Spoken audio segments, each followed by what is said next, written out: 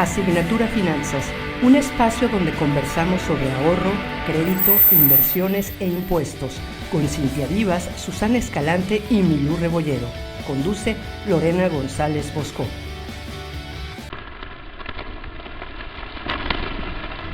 Mira, Bartola, ahí te dejo esos 2 pesos. Paga la renta, el teléfono y la luz. De lo que sobre, coge de ahí para tu gasto.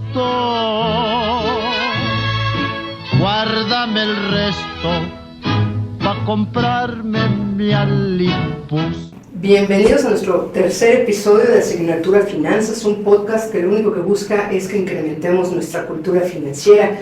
Y pues para empezar, como siempre, con Cintia Viva. Cintia, ¿cómo estás? Muchas gracias, Lore. Súper bien, muy emocionada con la invitación otra vez. Pues bueno, aquí el tema es, ya hablamos en nuestros primeros 2 capítulos de lo que es el ahorro, de los pretextos para no ahorrar, pero nos falta saber dónde es donde se nos escapa el dinero, dónde está esa fuga que todos tenemos. Claro, ¿verdad? Y que seguramente tú tienes muchas anécdotas porque has hecho este ejercicio muy seguido con las personas, Sí. Con tus clientes que tú atiendes. ¿Qué es lo que te cuentan? ¿Dónde se les escapa el dinero? Ok, bueno, como número 1, los vicios. Yo creo que el cigarro y el alcohol suelen de ser los vicios más fuertes, ¿no? Las salidas de fines de semana. Me he topado con gente que gasta 3,000, 4,000 pesos en cuentas, ¿no? Wow. De bares. Sí, claro, pues les gusta salir con la familia, con los amigos, con los compadres, ¿no? Entonces, pues obviamente se les van Por fin de semana. Sí, claro. Se estás Claro hablando que sí. en un mes 12,000 pesos se te van a ir Sí. en la fiesta. Es real, es real. El cigarro también, de hecho, me he topado con muchísimas personas que se fuman una cajetilla diaria. Una cajetilla. Entonces, la Coca-Cola. Los refrescos, ¿no? Sí, sí, claro, pero muy en específico la Coca-Cola. O sea, la verdad es que mucha gente consume la Coca y es algo que diario hacen. O sea, diario van al Oxxo por su Coca. Diario. O sea, se la llevan a su trabajo. Y esperando que no se la van. Coca también, ¿no? Sí, exacto. Hay quienes consumen 2 o 3 al día, ¿no? Pero bueno, la gran mayoría saliendo de su casa o, por ejemplo, en el Oxxo antes de llegar al trabajo, ahí paran y se compran la Coca. Entonces, son de las cosas que más he escuchado. Pues obviamente también, como habíamos hablado, ¿no? En capítulos anteriores, pues la ropa, ¿no? Las ofertas, los zapatos, no sé. Me acuerdo mucho de una persona, ¿no? Que me dijo que su novia, me dice, es que yo si le doy a mi novia 10,000 pesos, en ese momento se los gasta. Así. Wow. Ajá, de que entra a las aplicaciones de ropa y se acaba el dinero. O sea, se compra muchas cosas, se acaba el dinero y ahí se queda, ¿no? Entonces, pues sí, obviamente me doy cuenta que nuevamente las apariencias, ¿no? Los vicios, pues por querer matar el estrés, ¿no? O recurrimos a cosas que la verdad es que no nos van a llevar a nada. ¿Y el juego? Nada bueno. ¿El juego? ¿Has tenido casos de juego? No. ¿De casinos? No. No te tocó. No. He tenido casos cercanos Ujú. de personas, de conocidos que sé que son ludópatas y bueno, pues obviamente tuvieron que someterse a tratamientos y así, y pues sí, obviamente supe, ¿no? Algunas experiencias de cuentas que tuvieron que pagar los familiares, ¿no? Cercanos, porque inclusive se empiezan a meter con gente peligrosa, Claro, porque claro. le empiezan a pedir dinero prestado a gente peligrosa. Entonces, no tengo clientes ludópatas, la verdad, solo gente conocida, cercana, que pues ha tenido experiencias, ¿no? Con ese tipo de vicios, y sinceramente es un vicio muy grave. Es un vicio, la verdad es que si tú vas a un casino, están llenos los estacionamientos, ¿no? Es un problema real. Es un problema real que pudiera representar pues una fuga financiera muy importante. Tú, por ejemplo, sé que a veces muchas de las personas que toman tus cursos son parejas. Ah, sí. Y en esta historia de las parejas, ¿quién se pone más quisquilloso para ahorrar? ¿Ellos o ellas? No, normalmente son ellos. Como que siento que la mujer es la que tiene más esa afinidad, ¿no? De la preocupación por el futuro. Ajá, normalmente ellos son así como de que, ay, pero ¿y dónde vas a meter el dinero? Pero ¿y eso, si eso no funciona? O si es fraude, o si como que ese tema, ¿no? Les puede pesar mucho. También te voy a decir una cosa, ¿no? A veces sí es el hombre el que tiene como la mayor carga, ¿no? O la rienda más grande en el hogar, ¿no? O sea, de que trae más dinero al hogar. Entonces pudiera ser también, porque a todos nos pasa, digo, tú trabajas, yo trabajo, entonces cuando empiezas a ganar tu dinero te empieza a doler más, ¿no? ¿Dónde gastas? ¿Dónde lo pones? Te empiezas a preocupar más, ¿no? Pudiera ser que por el miedo como a perder ese dinero, ¿no? Que mucho trabajo les costó o algo, pues haya un poco más de retención, ¿no? A hacer algo o ponerlo en algún lugar. Pero fíjate qué chistoso. Las mujeres son más propensas a ahorrar, pero los hombres son más quisquillosos a ahorrar, a pesar de que ellos quizás en un hogar sean los que más aportan a la economía del hogar. Entonces hay una cosa interesante, ¿no? Y también, o sea, digo, también hay personas, hay mujeres que no les interesa, también hay hombres que no les interesa en lo más mínimo. O sea, la verdad es que pueden haber muchísimas razones, ¿no? Cada cabeza es un mundo, cada cartera es un mundo, exactamente. Entonces, razones para no hacerlo o para hacerlo, hay muchísimos. Obviamente nada más te hablo desde la experiencia, ¿no? De la persona que también te ha abierto la confianza y te ha dado las razones reales, ¿no? Porque también eso se aprecia muchísimo, ¿no? La mayoría te pone cortinas de humo para no hacerlo y ya. Hay quienes te hablan de razones verdaderas, ¿no? Entonces, eso te da a ti una pauta para ayudarlos de la mejor manera. O inclusive, pues, romperles ese mito, ¿no? ¿Por qué? Porque ellos lo están viendo de una manera, desde una perspectiva, y tú vienes a darles una perspectiva inclusive muchísimo más amplia, ¿no? O ofrecerles algo que va de acuerdo, porque al final de cuentas ese es el objetivo, ¿no? Que tú tengas algo de acuerdo a tu estilo de vida.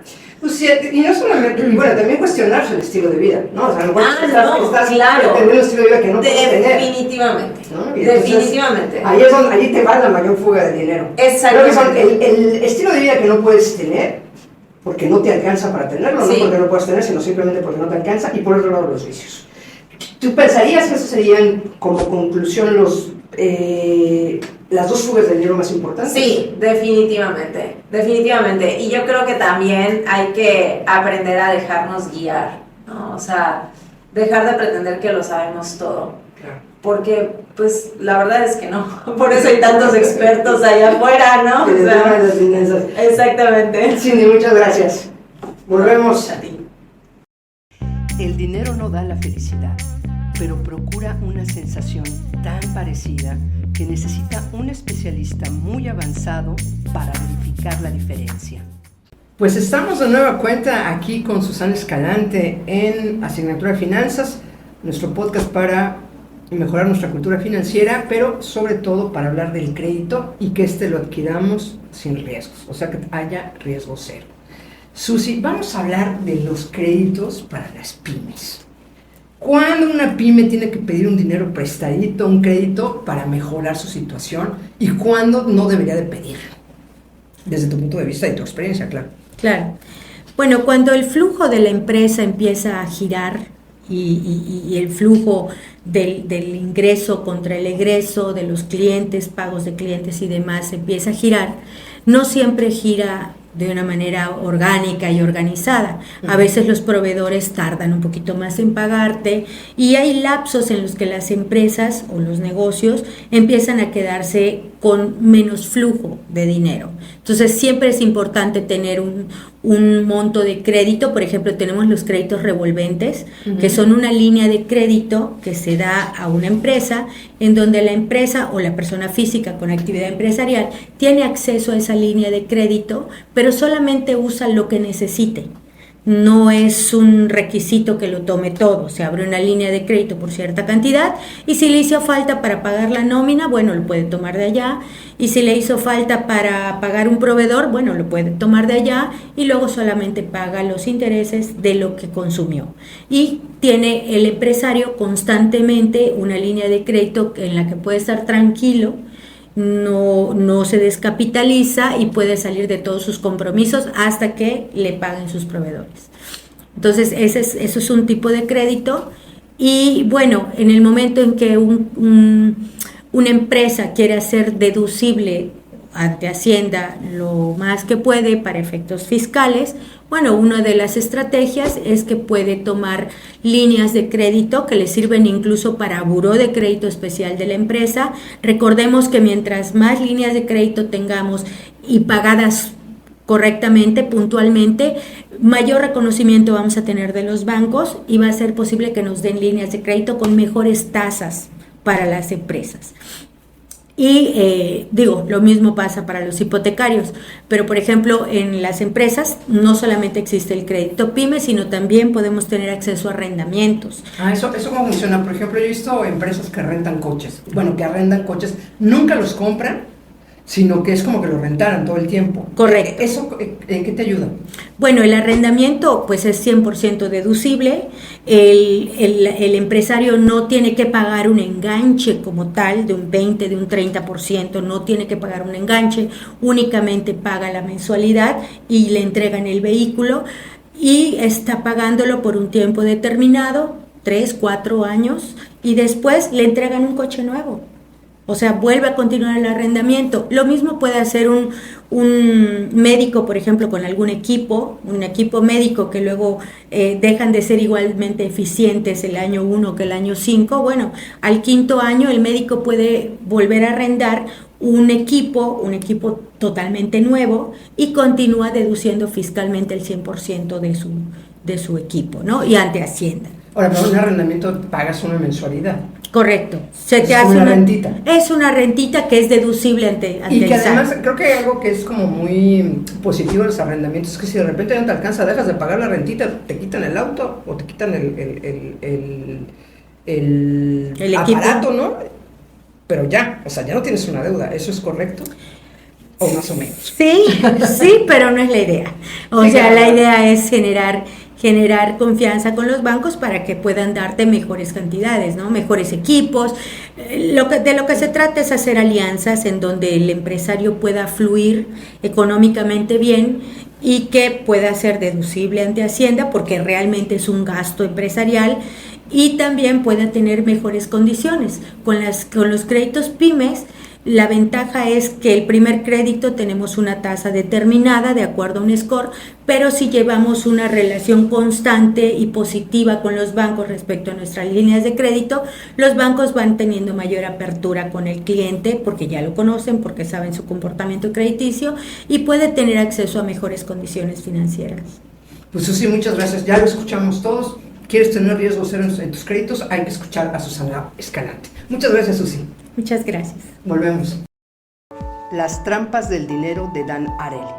Dan Ariely es psicólogo, experto en economía del pensamiento, ganador del Premio Nobel en Medicina en 2008. Las trampas del dinero de Dan Ariely explora los errores irracionales que cometemos al manejar nuestras finanzas y cómo la psicología influye en nuestras decisiones económicas. A través de investigaciones y ejemplos cotidianos, el autor revela por qué tendemos a gastar de más, ahorrar de menos y valorar el dinero de manera inconsistente. Con un tono accesible y humorístico, el libro ofrece ideas prácticas para tomar decisiones financieras más inteligentes y evitar las trampas psicológicas que afectan nuestra economía. Invierte en libros, verás cómo crece tu capital. Pues ha llegado el momento de los impuestos, aquí con nuestra doctora fiscal Milú Rebolledo. Qué gusto tenerte aquí como siempre, Milo. Ay, Laura, muchísimas gracias y para mí es igual un gusto estar con ustedes. Bueno, pues ahora vamos a hablar de este tremendo lugar que es el SAT. ¿Para qué sirve el SAT? ¿Qué es lo que hace el SAT con nuestros impuestos? ¿Qué esa función tiene el SAT en la administración de los impuestos? Platícanos. El SAT es las siglas de Servicio de Administración Tributaria y es el contribuyente presenta ante el SAT sus declaraciones de impuestos. ¿Quién es el SAT? Precisamente es la autoridad fiscal competente, quien es la encargada de poder administrar y recaudar nuestros impuestos. Ahora, una vez que recaudan nuestros impuestos, ¿qué hacen? ¿A quién entregan las cuentas? Ellos tienen la obligación de poder demostrar ante las páginas cuánto se va recaudando y es lo que se entera ante la Secretaría de Hacienda y Crédito Público para poder distribuir a las necesidades que tiene el país. Digamos, todo el dinero que maneja el gobierno solo entra por el SAT. Así es. Es la encargada de administrar y recaudar los impuestos en México. Ahora, por ejemplo, ¿qué pasa con las inversiones extranjeras? ¿Ahí nada tiene que ver el SAT? ¿Maneja el comercio exterior? Sí. Ajá. Existe dentro del SAT la parte o la administración del comercio exterior, sí existe. Y ahí se pagan impuestos, por ejemplo, las empresas multinacionales. Sí, los IMEX, lo que se dedican ahora sí que tener las operaciones en materia ya del extranjero. ¿Qué participación tiene, digamos, en términos de personas morales? ¿Qué tan amplia es lo que aportan al SAT? O sea, ¿quién aporta más? ¿Las personas morales o las personas físicas? Fíjate que es una pregunta tan interesante. Fíjate que el contribuyente cautivo, por así decirlo, de que no tienes escapatoria, son los sueldos y salarios, fíjate. Claro. Porque no te preguntan, o sea, ya te lo descuentan, así es. Y lo único que tiene que hacer el patrón es demostrar al SAT que ya te lo retuve y ya te lo enteré. Pero no te preguntan a un asalariado puro, que le llamamos, es decir, que no tiene otro tipo de actividad, otro tipo de ingresos, ya te lo descuentan y no te preguntan. Ahora, ¿ellos están obligados a declarar, los asalariados? Porque muchos asalariados no declaran. No, exactamente, te dice la autoridad fiscal, en este caso el SAT. Si tienes 2 patrones, sí estás obligado a declarar. Si no tienes 2 patrones, te quitan esa responsabilidad de declarar.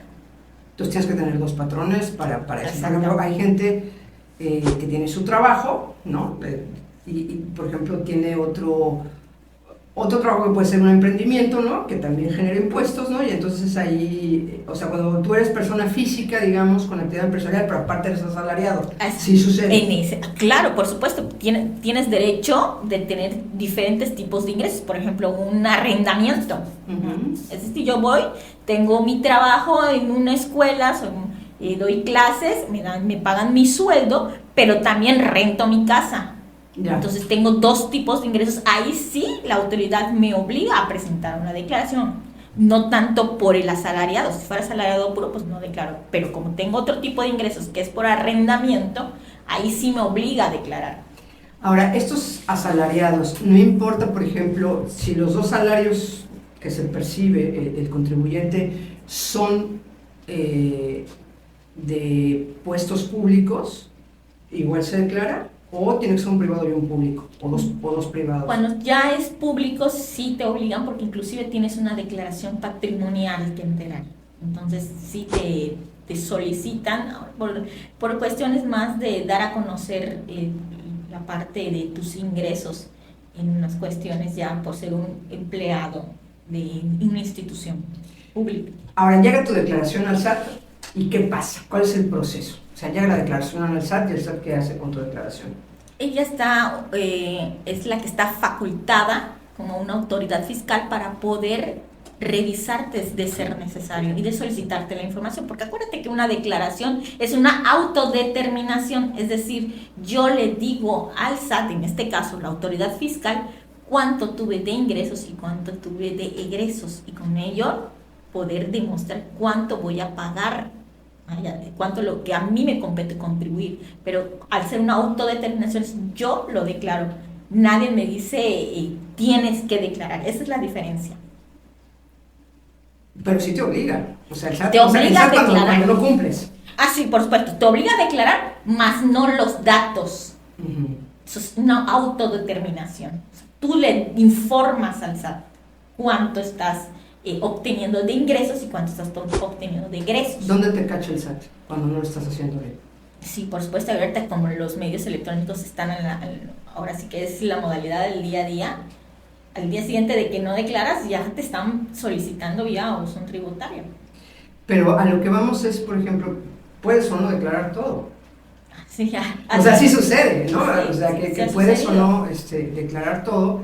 Y en ese sentido yo te preguntaría, ahí lo detecta el SAT, porque cuando tú emites una factura, el SAT lo sabe, que emitiste esa factura, a quién se le emitiste, y eso se cruza, ¿no? Así y tú es. no la declaras. Has dicho una palabra muy importante, el cruce de información, que le llaman.